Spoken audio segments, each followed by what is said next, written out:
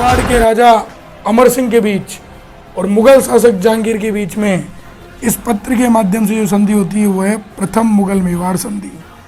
अभी विस्तार से पढ़ा दूंगा मैं।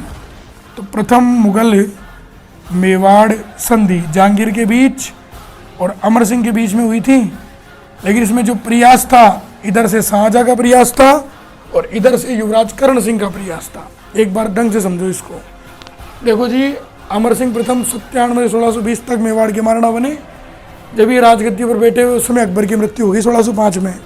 तो दिल्ली के तख्त पर बैठ गए जहांगीर 1605 से 27, और जहांगीर मेवाड़ के महाराणा को हर हालत में अपने सामने झुकाना चाहता था।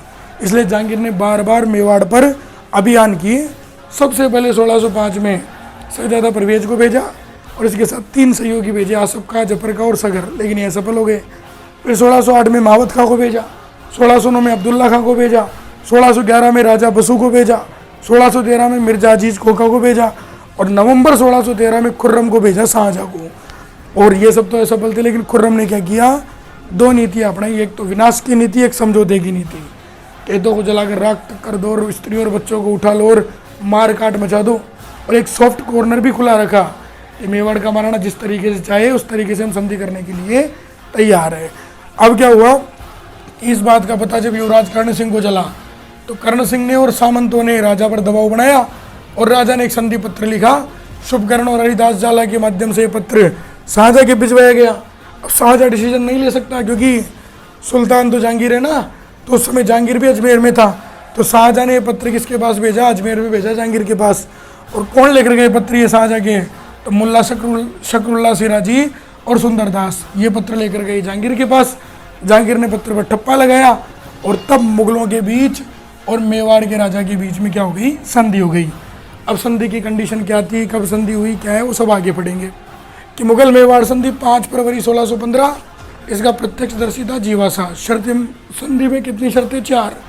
कि मेवाड़ का महाराणा मुगल दरबार में उपस्थित नहीं होगा, मेवाड़ के महाराणा पर वैवाहिक संबंध स्थापित करने का दबाव नहीं बनाया जाएगा, कोई भी महाराणा चित्तौड़ की मरम्मत नहीं करवाएगा, और युवराज कर्ण सिंह 1000 घुड़सवारों के साथ मुगल दरबार में अपनी सेवाएं देगा। और कहते हैं कि इसी कर्ण सिंह को बाद में जहांगीर ने 5000 की मनसबदारी प्रदान की। देखो, मनसब का मतलब होता है पद या ओहदा, जिसमें कुछ विशेष सुविधाएं दी जाती है, ठीक है। तो ध्यान रखना, 5000 की मनसबदारी जहांगीर ने किसको दी थी, कर्ण सिंह को दी थी। यहाँ पर एक प्रश्न और आएगा कि ये जो मुगल मेवाड़ संधि हुई थी इसकी जानकारी देने वाले कौन कौन से स्रोत हैं। तो जहांगीर के पुष्कर महल का अभिलेख है, शाहजहानी मस्जिद वाला अभिलेख है, वो लिखेंगे आगे, पहले एक बार उतार लो। इस संधि की जानकारी के 3 स्रोत हैं, जहांगीर का पुष्कर महल अभिलेख, शाहजहानी मस्जिद का अभिलेख और टोमसरो।